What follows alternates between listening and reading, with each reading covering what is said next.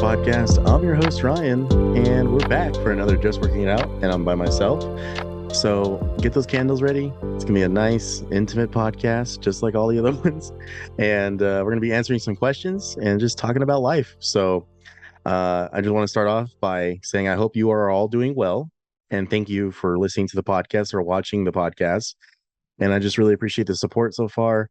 I'm working on promoting the podcast to get more support, views for the YouTube channel, and then, more people to listen every week. But I want to thank all of you out there for supporting like you do. You know who you are. You're amazing, and I appreciate it so much. But if you could do me two favors, that'd mean a lot to me. Potentially share the show with someone you know, someone you hate, someone you don't like. I don't care. Just share the show with at least one person, right? But if you're listening to this on Apple Podcasts or Spotify, please consider leaving a rating. So if you're on Apple Podcasts, you can actually scroll down right when you search for the podcast or this episode. If you're listening to it, just scroll all the way down and you can actually just hit the stars, 5 stars, for whatever you want. You can actually write a review too. It'd mean the world to me as it helps us grow and pop up on other people's searches when they search for keywords. Spotify, same thing. If you listen and you follow, you can leave a rating. It'd mean a lot to me. So please consider it. Thank you guys again. And let's go ahead and get into it. So we got some questions. Not too many, but we got some. Ray asked, thanks, Ray. I appreciate it. Do you have an embarrassing story of the early dating days? I'll share one if you do. Probably a lot. But honestly, when I think of that, the early dating days, I think of my first relationship. Uh oh, oh, I got one. I got one. So, uh one of my ex-girlfriend, uh one of them. It's a pretty embarrassing story for that person, so I'm trying to be nice just in case I guess they ever listen to it because you know, I just feel like it's the right thing to do. But one of my ex-girlfriends was at my house, with my parents. This is a long time ago. And we were in bed doing our thing. And I have no idea why she thought this was a good idea. We're, doing our thing, physically. And she puts her underwear on the side of the bed and in between the wall and stuff, and I guess it fell down, and my dog, who was pretty young at the time, she's an old cat now, dog, but she grabbed the underwear and then ran into the loft and brought it to my parents. So my dad very nicely says, "Hey, Ryan, can you come here real quick?" And I don't remember where the underwear was at, but he's like, "Hey, have you seen this before?" They were dying. My mom and him were dying of laughter, and I was too, but also mortified for my girlfriend at the time. And till this day, it's probably the most embarrassing thing that could have happened for probably her, and us being together, and her in that moment. Uh, but for me too, like it was it was mortifying, man. I feel like that's a really good answer. It took me a second. I'm sure there's other embarrassing stories out there. I'm full of embarrassing moments in my life because that's who I am. But that one I think takes the cake, and I think you'll agree with that one. So thank you, Ray, for that question. I appreciate it. Let's jump into the other page because I posted on both to get some questions. Uh, Nina asks, will you be playing the new Zelda game? And are you excited for Disney's Lorcana set? I will be playing Zelda Tears for the Kingdom. If you pay attention to the Instagram, I'm doing a giveaway right now where you can enter to win a copy of Zelda Tears of the Kingdom. I'm going to be giving away a free game. Go check it out. Uh, and then Disney's Lorcana set. Well, I will be playing Zelda. There's no question about it. I'll be playing it. I plan on recording gameplay of it. I don't know about like the whole game, but you will be seeing gameplay of it on YouTube. So check that out. Jesus Christ, sorry. That was embarrassing. Um, the Disney Lorcana set. Yeah, for those who don't know what the fuck that is the trading card game that Disney is pushing for. I could care less. I might invest in it because I don't care about Disney. I mean, I like Disney, but not like that. I might invest in it, just keep stuff sealed and then resell it down the road. Especially since it's like the beginning. You know, if we learn anything about Pokemon, probably good to invest. And I feel like Disney is just, I mean, it's Disney. Disney's huge. It's massive. So many fans around the world. I mean, you really can't go wrong. So no, I don't have any interest, but depending on how much like the sets are, I might pick some up and then just put them away and resell them down the road. Question from Saul's Halls, real quick. Saul's Halls, number one. Don't forget, number one hauling company in the country. Saul's Halls, all the balls.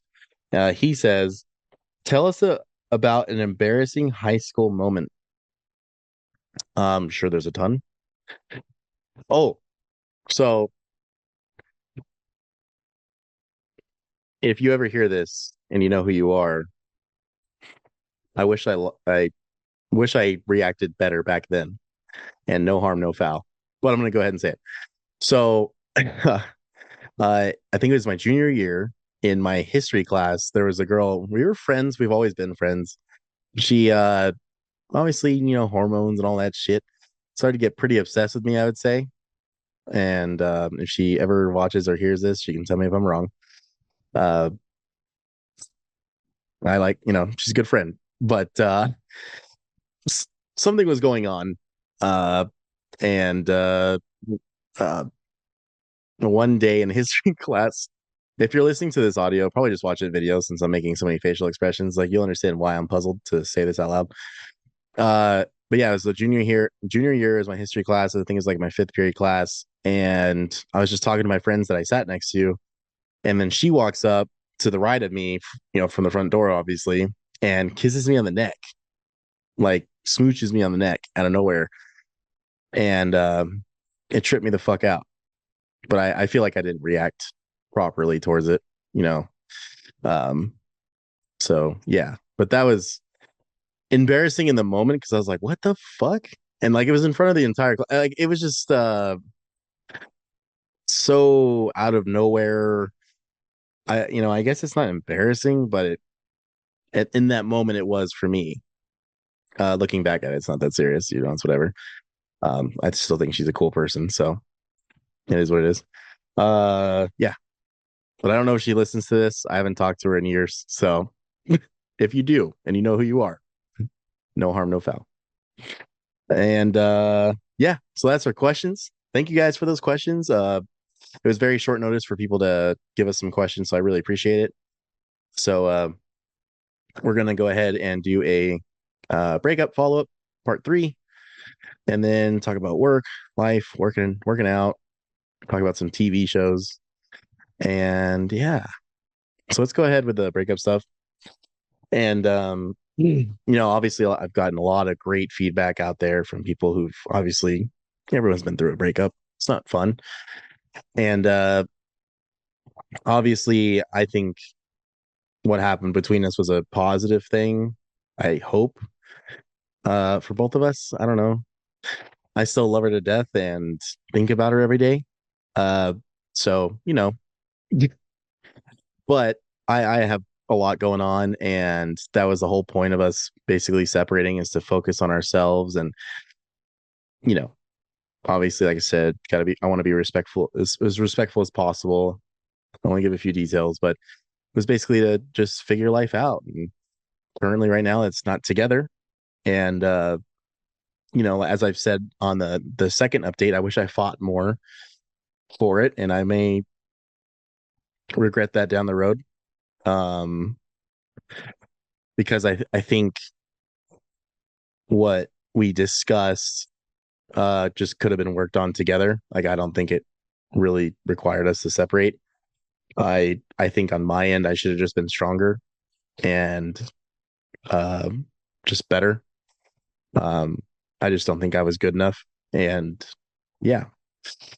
But the point of me bringing it up too, well, I do like doing the updates because, like you said, you guys like hearing about it. Obviously, you can relate to it based off whatever's happened in your lives. Um, you know, uh, I've had two dreams about her. The first one was really sweet, to be honest.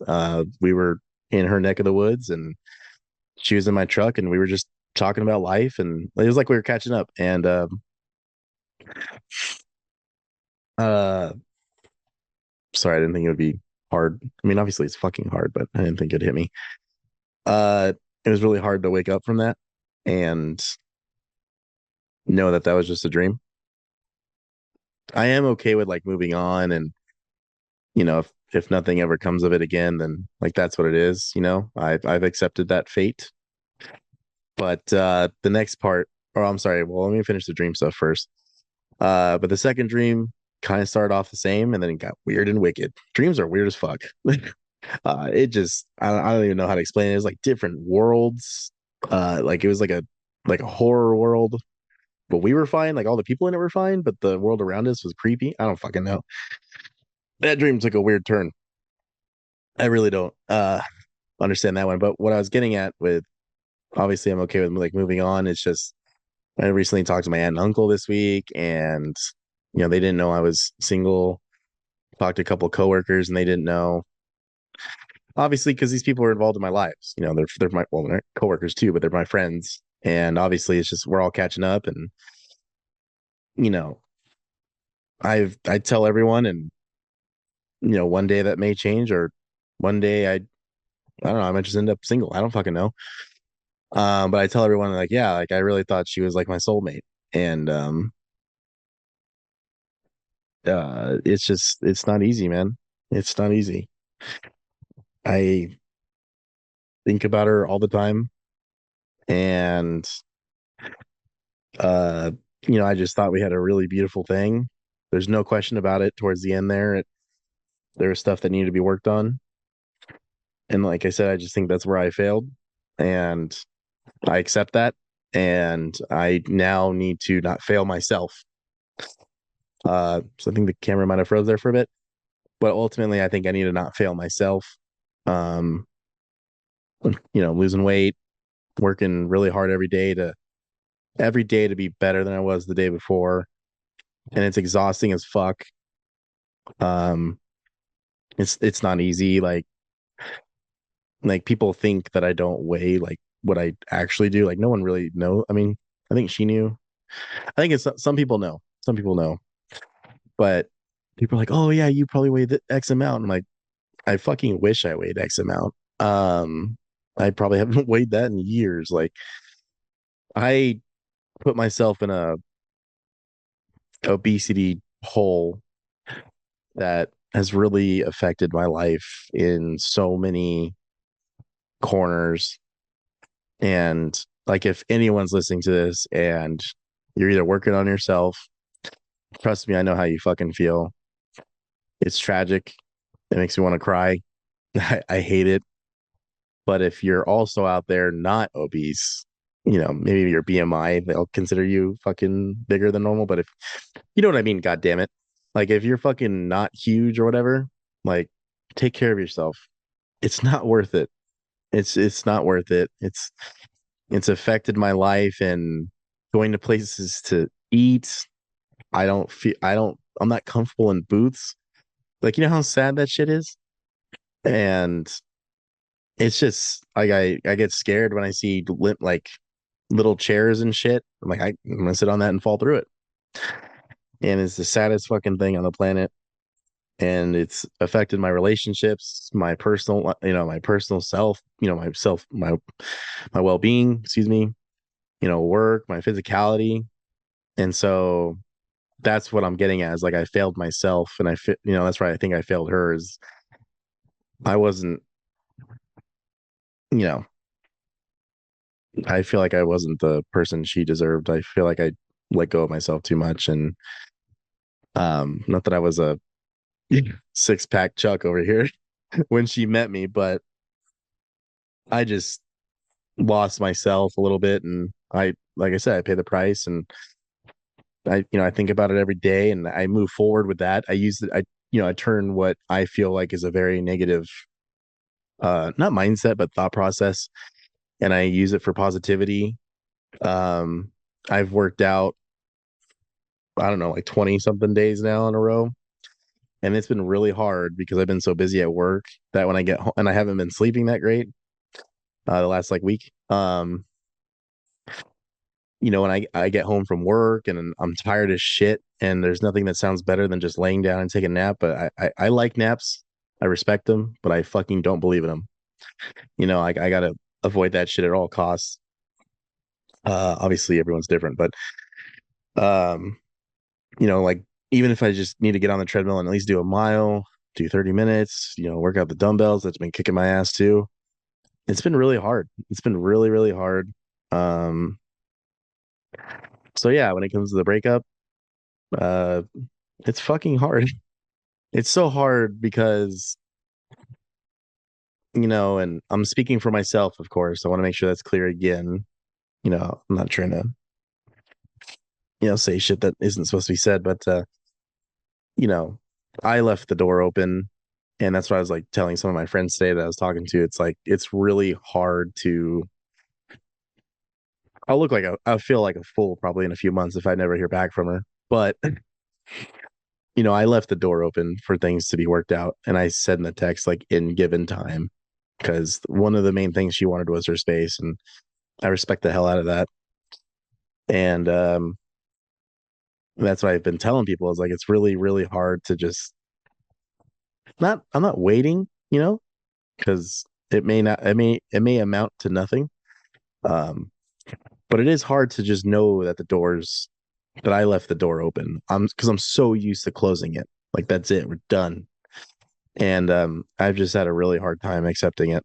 I'm sorry, coping with it, moving along with it. I don't know what you want to say, but I doubt she'll ever hear this or watch this, but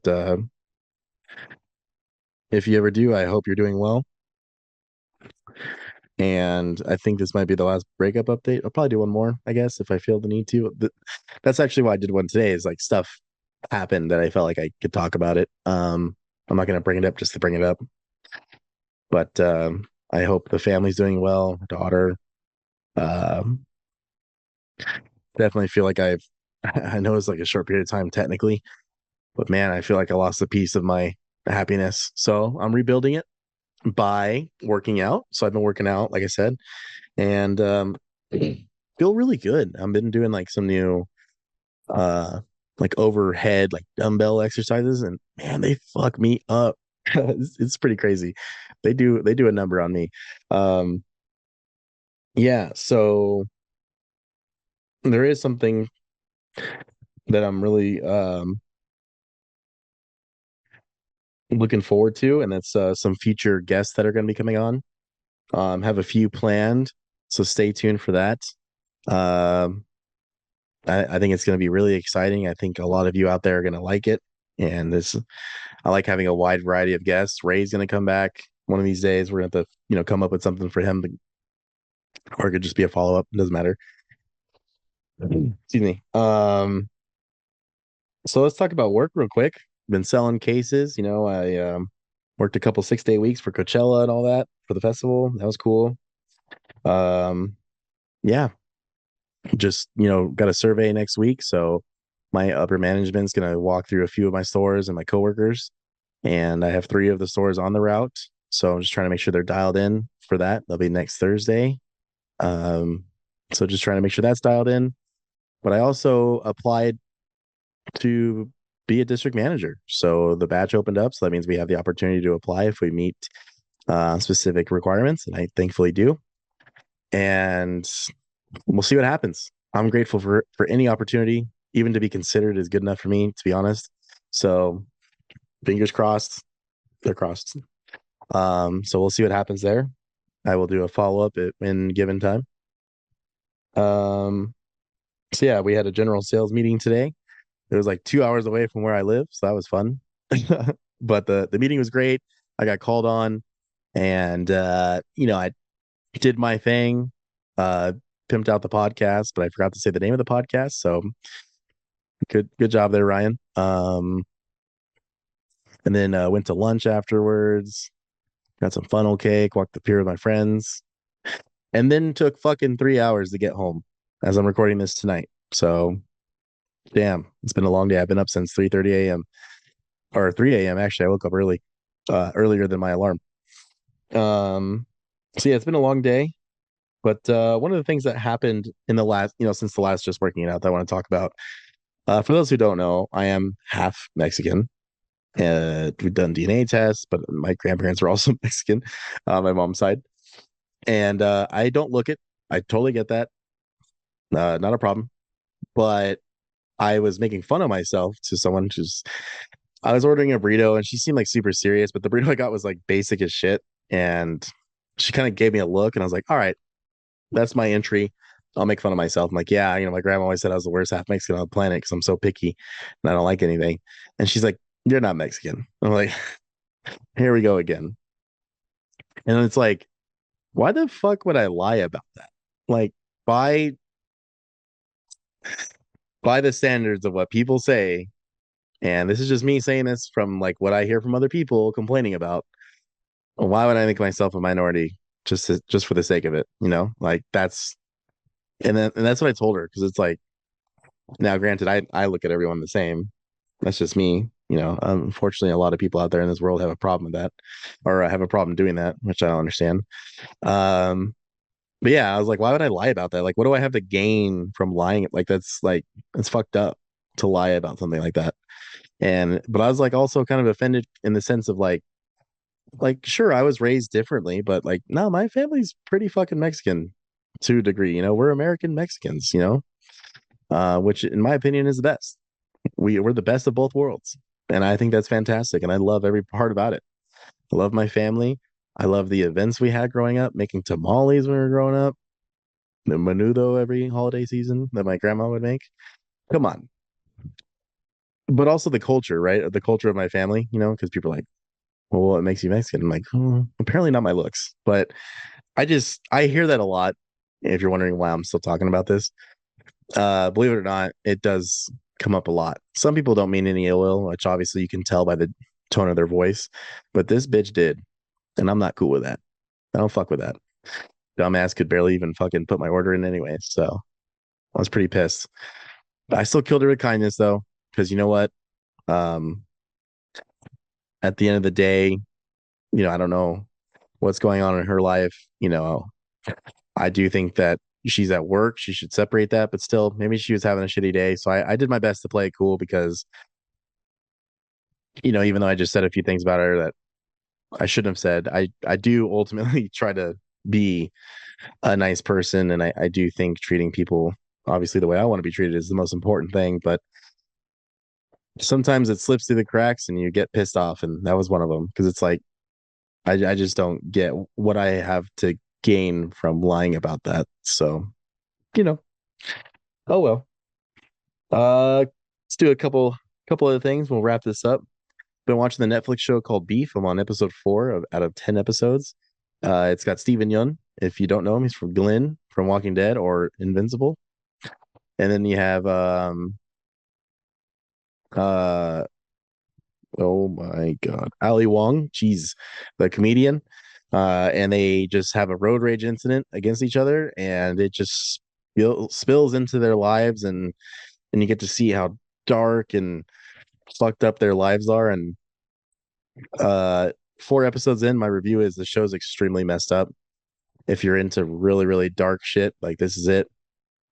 And I think the reason why I say that is I believe that the show actually does kind of showcase the dark sides of our lives and what people go through every day.